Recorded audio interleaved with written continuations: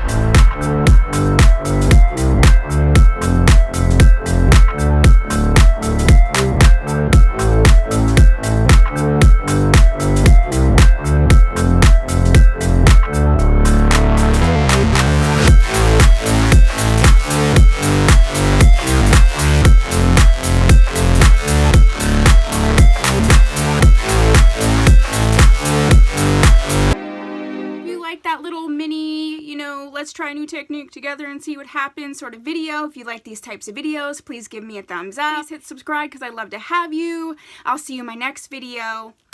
Bye.